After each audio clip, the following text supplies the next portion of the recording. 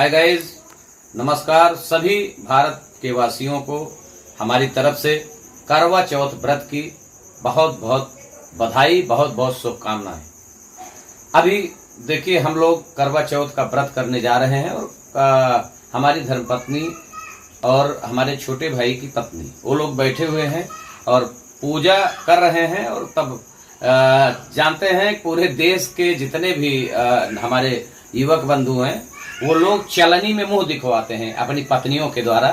तो अभी चल रहे हैं, हम भी चल रहे हैं वो व्रत का जो चलनी में मुंह दिखाया जाता है वो प्रथा। ये बहुत ही पुरानी प्रथा है और खास करके फिल्मों में लोग देखते थे, और लेकिन बहुत ही अच्छा व्रत है जो कि हर पत्नियां अपने पति यानी अपने शौहर के लंबी आयु की कामना करती हैं।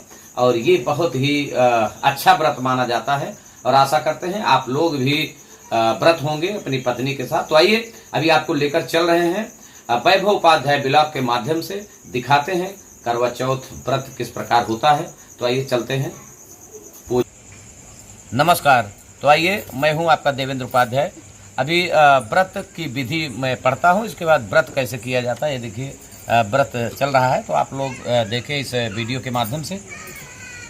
तो बोलिए करवा चौथ मैया की जय। मुँह नाइन क्यों।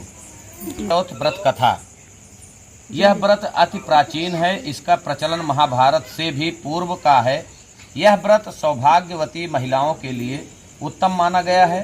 सामान्य मान्यता के अनुसार सुहागिनें इस व्रत को अपने सुहाग पति की दीर्घायु के लिए रखती हैं। कहा जाता है इसे पांडवों की पत्नी द्रौपदी ने भी किया था। यह व्रत कार्तिक कृष्ण पक्ष चंद्रोदय चतुर्थी में किया जाता है। व्रत की विधि। कार्तिक मास के कृष्ण पक्ष की चतुर्थी को करवा चौथ कहते हैं। सुहागवती स्त्रियों के लिए यह बहुत ही श्रेष्ठ व्रत है। स्त्रियां इस व्रत को पति के दीर्घायु होने के लिए करती हैं। इस दिन सुहागिन स्त्रियां चावल पीसकर दीवार पर करवा चौथ बनाती हैं, जिसे वर कहते हैं। इस करवा चौथ में पति के अनेक रूप बनाए जाते हैं तथा सुहाग की वस्तुएं जैसे चूड़ी, बिंदी, बिछुआ, मेहंदी और महावर आदि के साथ साथ दूध देने वाली गाय, करुआ बेचने वाली कुम्हारी, महावर लगाने वाली नाइन, चूड़ी पहनाने वाली मनिहारिन, 7 भाई और उनकी इकलौती बहन, सूर्य, चंद्रमा, गौरा और पार्वती आदि देवी देवताओं के भी चित्र बनाए जाते हैं। सुहागिन स्त्रियों को इस दिन निर्जल व्रत रखना चाहिए। रात्रि को जब चंद्रमा निकल आए तब उसे अर्घ्य देकर भोजन करना चाहिए। पीली मिट्टी की गौरा बनाकर उसकी पूजा करनी चाहिए। यदि दीवार पर करवा चौथ बनाने में कोई असुविधा हो तो करवा चौथ का चित्र बाजार से लाकर दीवार पर चिपकाया जा सकता है।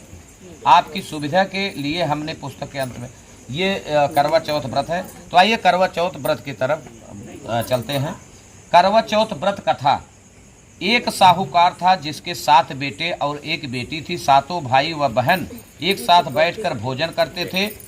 एक दिन कार्तिक की चौथ का व्रत आया तो भाई बोला कि बहन आओ, बहन भोजन करें। बहन बोली कि आज करवा चौथ का व्रत है, चाँद उगने पर ही खाऊंगी। तब भाइयों ने सोचा कि चाँद उगने तक बहन भूखी रहेगी, तो एक भाई ने दिया जलाया, दूसरी भाई ने छलनी लेकर उसे ढका और नकली चाँद दिखाकर बहन से कहने लगे कि चल चाँद उग आया, अर्घ दे ले। बहन अपनी भाभियों से कहने लगी कि चलो अर्घ दे। तो भाभियां बोली तुम्हारा चाँद उगा होगा, हमारा चाँद तो रात को उगेगा। बहन ने जब अकेले ही अर्घ दे दिया और खाने लगी तो पहले ही ग्रास में बाल आ गया, दूसरे ग्रास में कंकड़ आया और तीसरा ग्रास मुंह की। उसकी ससुराल से संदेशा आया कि उसका पति बहुत बीमार है, जल्दी भेजो। माँ ने जब लड़की को विदा किया तो कहा कि रास्ते में जो भी मिले उसके पांव लगना और जो कोई सुहाग का आशीष दे तो उसके पल्ले में गांठ लगाकर उसे कुछ रुपए देना। बहन जब भाइयों से विदा हुई तो रास्ते में जो भी मिला उसने यही आशीष दी कि तुम 7 भाइयों की बहन तुम्हारे भाई सुखी रहें और तुम उनका सुख देखो।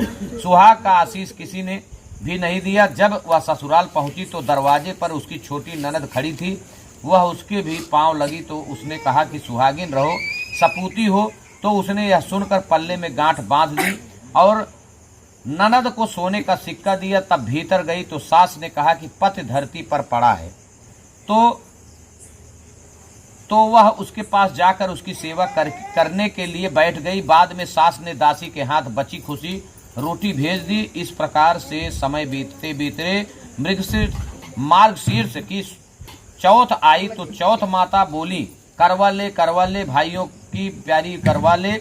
लेकिन जब उसे चौथ माता नहीं दिखलाई दी तो वह बोली, हे माता, आपने मुझे उजाड़ा तो आप ही मेरा उद्धार करोगी, आपको मेरा सुहाग देना पड़ेगा।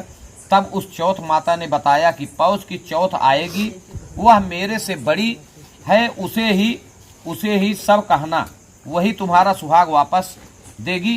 पौष की चौथ आकर चली गई, माघ की चली गई, फाल्गुन की चली गई, चैत्र वैशाख ज्येष्ठ आषाढ़ और श्रावण भादों की भी चौथ आई और यही कहकर चली गई कि आगे वाली को कहना।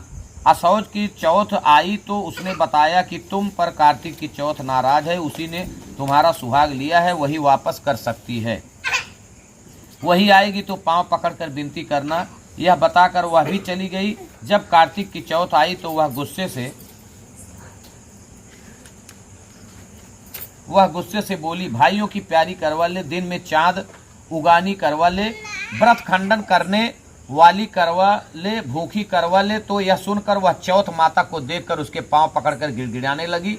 हे चौथ माता, मेरा सुहाग तुम्हारे हाथों में है, आप ही मुझे सुहागिन करें। तो माता बोली, पापिन हत्यारिन, मेरे पांव पकड़कर क्यों बैठ गई?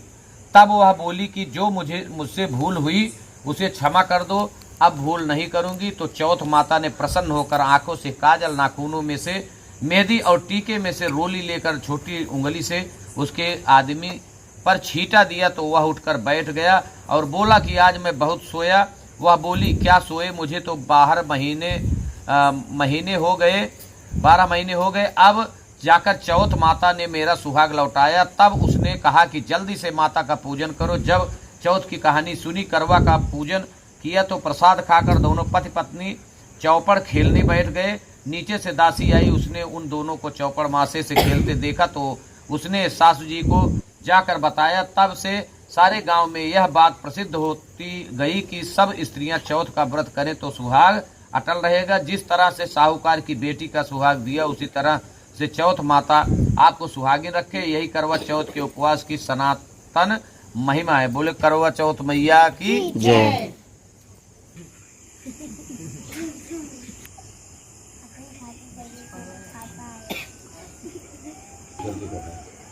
दूसरी कथा